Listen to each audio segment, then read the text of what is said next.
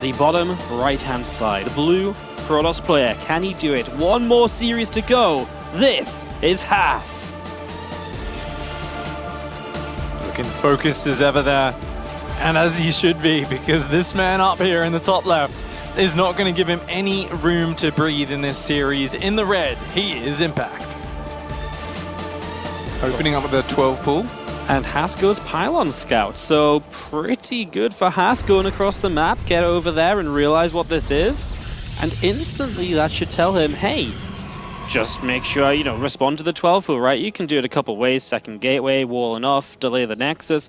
Typically, you should come out of this ahead with a scout like this. Yeah, I mean, because that comes in so early, I wonder if Impact drones a little bit more instead of build, or only build as well. And Zergling Speed's now done. Impact is going to have control over his side of the map, but he's down 13 workers. And Haas still has not walled off. Haas! Yeah. Whoa, whoa, whoa, whoa, whoa! Wall off, buddy! That Zealot is not in the wall off right now. He needs to fix that because these units are coming across, and there they are.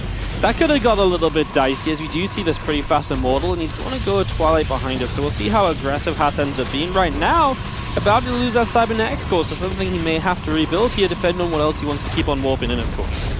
Yeah, has already got that Sentry and that Immortal out now, so is solid on the defense. Second Immortal does start up. He's going aggressive, right? Yeah, lots of gateways on the way here for Haas. And the thing is, Haas is quite flexible with this sort of style. From this position, Haas is a big fan of just never taking those gases on the natural. Even if he takes a third base, it'll only be another 16 workers on top of what he's got now. Pure minerals only, right? And once you've got a core of Immortals up, that'll be great. Little gas here overall. You can't keep warping in sentries with this, so that's kind of it. He's not going to have a lot of force fields, and look at Impact already building roaches. At 40 drones, it kind of feels like a decent number to work with.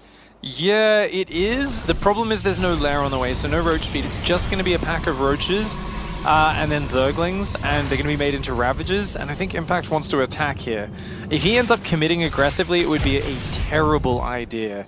Haas is just going to have so many Zealots to work with, so I think he's just got to build up those roaches defensively and try to take the correct engagements. Zerglings being very annoying here, and this army now coming across the map. Not a good time to be supply blocked for Impact, mind you. Did he just fly his Prism in? Oh my lord. Wow. So close. Whoa, that would have been real nasty. I saw that going in, I was like, what? That's the Prism, isn't it? DT Shrine follow-up is going to be a little bit sneaky there, but that's a lot of roaches and Zerglings. I think as Haas, you want to wait for another warp in or two. Yeah, I feel like right now, based on the fact there is no lair, there's not going anywhere, an extra set of Zealots will not, you know, will only help out. But he does dive on this right away. First force field goes down. Kind of debatable how much it really does here. It is just Impact working off what maybe isn't enough units right away, but as the Zealots drop, the rest of these units are pretty vulnerable, especially because that Prism's so low, it's scared to come too far forwards, just in case of the Queens. As long as the Immortals survive, this is always something that's still not a terrible situation for Haas. And a lot of Queens going down. Remember, he is rebuilding them. So Impact will be able to get that lava production back up. But oh man, those Immortals getting very, very low. Do we have spores? Because if there's no spores, this game's about to end in the next few seconds. Because there is not a lair. There's no spores. Oh. DTs are just going to kind of warp in and say, bye-bye. He's afraid to show his hand, though. He thinks, oh, I don't want to. He's building a second Prism. Oh, because I think, oh, he's got to just go. Just go for it. Yeah. He's just going to be running. Oh, well, okay. He starts to fight the army. I mean, this is a safe choice because you don't know what's there, right, just yet. But when he gets there and sees no spore ready, he's just going to come in. I mean, there's not even a spore building on the third base. Yeah, this is nice. Zealots warping in there with the Immortals as well. The DT's doing big damage. GG. And that's a cheeky. It would be a really big step up. I mean, already the names he's been taking out, I think definitely surprising and surpassing expectations. Up here in the top left-hand side of Nightshade in the blue, he is Haas. And he's taking on the Red Zerg in the bottom right-hand side from Team LP. It's Impact. Tournament life on the line. You have to win 2 maps in a row now. Definitely not the time to pull out another 12 pool. Yeah, looks like he's going to be going 17 pool, 17 gas. And you know Such what? a good opening against Haas. It's such a shame as well because Haas goes gas first this time, which means you don't probe scout. So it's like, if he'd gone 12 pool this game, it's such a hard counter to what Haas is doing, and Haas might just die to it. But that's not what's happened here at all. It's the other way around. Now Haas is going to get away with the gas first, which might be, he says, well, you're not going to 12 pool again, surely, so I can get away with the scout. And it's just because the way the probe count works on the main base is that because you go gas first, you have that gas sooner, so you can get up to saturation even with the worker. Lings in the main, it kind of feels tough to really commit to anything too crazy. He's just going to go Phoenix first, get rid of an Overlord or so, and we'll see if he... I do feel Phoenix first is a bit weird when the Lings already get in. It feels like you may as well just get the Oracle up, because what are you trying to deny scouting of or anything? We'll see what he wants to do, Phoenix and Oracle. A few players still do go a few Phoenix at a time. It's one of those like slightly off-meta builds, which is kind of like perfect for Haas, right? So yeah, we'll see. He's going to go Oracle now as well. He's already adding a second gate, so it doesn't look too crazy. There's potential for like a double Stargate Phoenix play as well.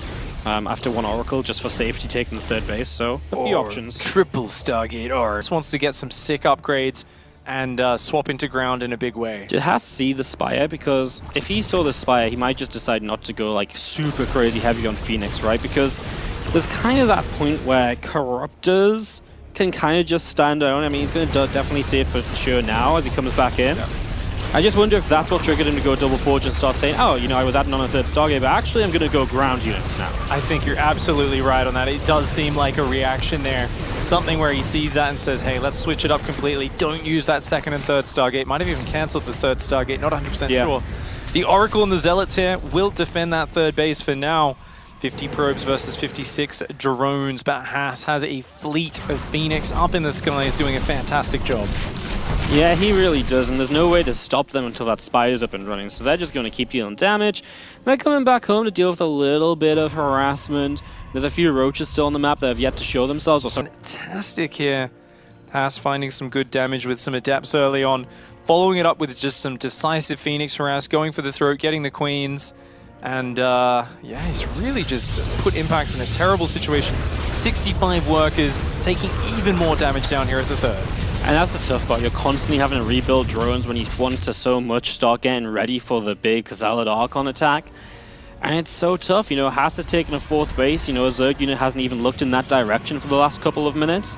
It's really, really tough. He has Impact. He's working off of no upgrades at all against double upgrades. A Roach heavier style. But that's not really that, right? We've already got a good amount of Lings and Banes joining in, so I don't like the Stalkers as much there, as those Banelings will not find the High Templar. Oh, they saw them sitting there and they immediately got a little bit excited. Corruptor's going to come in here. Guardian Shield, I don't think that affects the Nexus. Well, yeah. A little bit of wishful thinking there for Haas, that the Guardian Shield would reduce that damage. I mean, it doesn't affect spells either. So, you know, two reasons it doesn't work. But the Phoenix doing big damage on the other side, even losing the third, Haas had the fourth up. Yeah. So he just transfers probes, doesn't really matter too much. And with 2-2 finishing, there's a big Zealot Archon army ready to move out. It gave the Phoenix, right? The Corruptors were across the map killing that third. It gave the Phoenix chance to do some more damage. So it's like you kill a base, but you lose 10 workers. Yeah, with the fourth up, that really kind of means it's kind of not quite even, right? But it's pretty close to being not much lost from Haas. Now, if he loses the fourth base as well, that becomes more of an issue, and he's lost a few of the Phoenix now, so can he get there to defend? That's going to go down, I think. Yeah, I think so, too. Archons, actually. They'll save it, they'll save it. Yeah, you think so? It's going to be really close. Oh, man, that damage peaks up so quickly. Yeah. It's like the few Corruptors on the left are so low, like they go down fast. The Archons are just a little slow to get there, but now Haas is ready to go.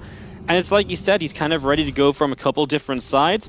Maybe would love an attack from the left side into the third base at the same time as this, but let's see what happens. 26 Banes on the map, they need to connect, and here we go, rolling in. The first Archons take a lot of damage, but the Zealots on the right side only just now being connected into by Banelings, and the extra Archons showing up to help out as well. Haas is not going to push through just yet. He will have to back away to more reinforcements. Yeah, I mean, a Prism in the main would really add so much to this. Yeah. But you know what? The Zealots coming in with 2-2 upgrades. Those Roaches have no upgrades at all. It's just +1 melee Zerglings and Banelings. And as these Archons, these Zealots pull back to the high ground, it does look like Haas should be able to at least maintain this Warp Prism position.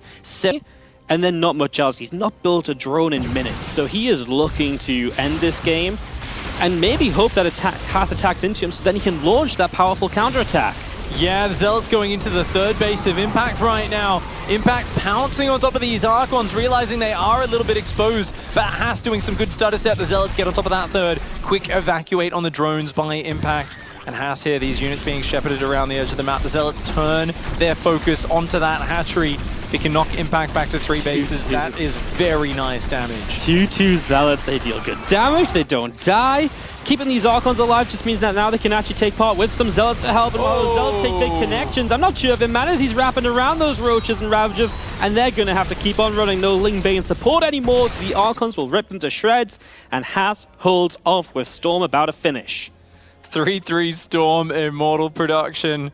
Haas is so far ahead here. I mean, this is just absolutely insane. And as long as he keeps on sending those Zealot backstabs in, Impact is going to get further and further behind.